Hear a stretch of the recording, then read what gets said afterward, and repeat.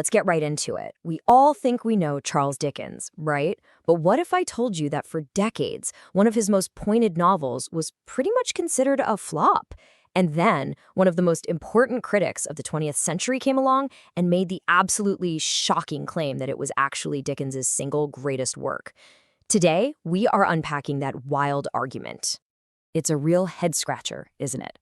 For years, in the massive library of Dickens's incredible work, Hard Times was the one gathering dust.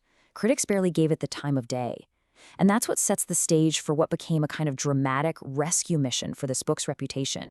So, here's our game plan for breaking all this down. We're going to look at the book's old reputation, then hear the critic's jaw-dropping claim. We'll explore the story's main conflict, watch how it all comes crashing down, but also get real about the book's flaws before finishing up with what makes it, in the end, a work of pure genius.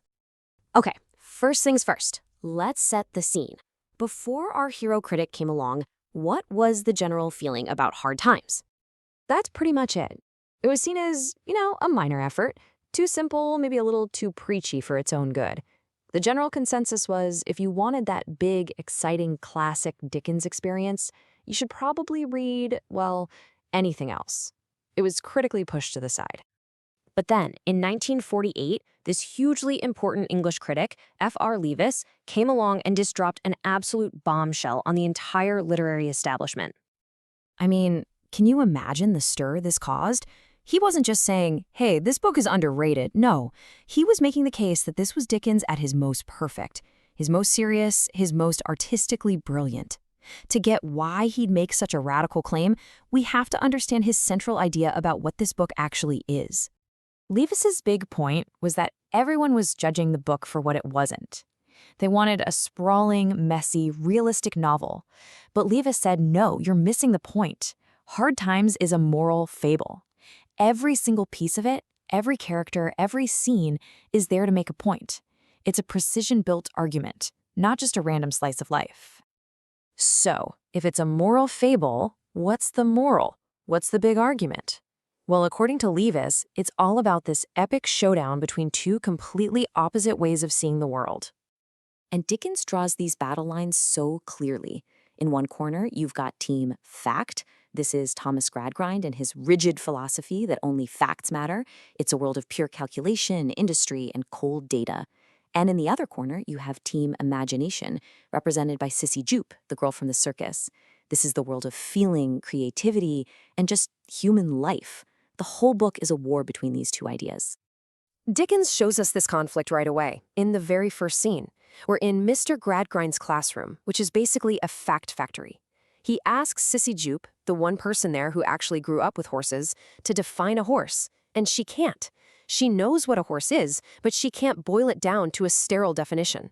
So Gradgrind gets annoyed and turns to his star student. And there it is. Bitzer just spits out this perfect, dry, textbook definition. It is 100% correct and 100% lifeless. It has nothing to do with the actual living reality of a horse. And for Leavis, that single moment is the entire novel in a nutshell. A world based on facts alone will always starve the human soul. Now, Leavis says the real genius here isn't just setting up this conflict. It's showing, step by step, how that philosophy of fact totally self-destructs the second it collides with messy, complicated, real human beings. The first crack in the system appears with Gradgrind's own daughter, Louisa. She's facing a marriage proposal, and when she goes to her father for guidance, he turns the biggest emotional decision of her life into a math problem. She's asking about love and happiness, and he's talking about a cost-benefit analysis. He literally cannot compute what she's asking. And, predictably, the marriage is a catastrophe. When Louisa's life completely falls apart, she runs back to her father. And right there, his entire system fails its first real test. All the facts in the world are completely useless against her genuine pain. The next blow comes from his son, Tom. Raised in the very same system, Tom grows up to be a selfish thief. And when he gets caught, he uses his father's logic as a shield. He basically says, hey, you taught me that people are just statistics governed by laws. I'm just following the law. It's not my fault. He uses cold logic to excuse himself from any moral responsibility. But the final, most brutal proof is still coming. As Tom tries to escape, he's caught by, you guessed it, Bitzer, the model student from Scene 1. This is the moment the system comes full circle and turns on its creator in the most horrifying way. Gradgrind, in total desperation, throws his whole philosophy out the window. He doesn't argue facts or reason, he makes a raw human appeal. He essentially begs his prize pupil to show some compassion, some pity, some sign of a heart. And Bitzer's reply is just bone-chilling. He defines a heart in purely mechanical, biological terms. He says compassion isn't logical, isn't part of the deal. He is the perfect, logical, and utterly heartless product of Gradgrind's system. And in that terrible moment, Gradgrind sees that his system was a complete success, and that very success is its ultimate, devastating failure. Now, Leavis wasn't just some superfan ignoring the book's problems. Not at all. A crucial part of his argument was to stare the novel's weaknesses right in the face. He was very clear about it. He admitted that the working-class hero, Stephen Blackpool, feels a bit too saintly to be real. He agreed that Dickens's take on trade unions was one-sided and simplistic, and that his view of politics was pretty shallow. I mean, these are the exact things that made other critics dismiss the book in the first place. So there's the big question, right? If Leavis himself saw all these flaws, how could he possibly call it Dickens's greatest achievement?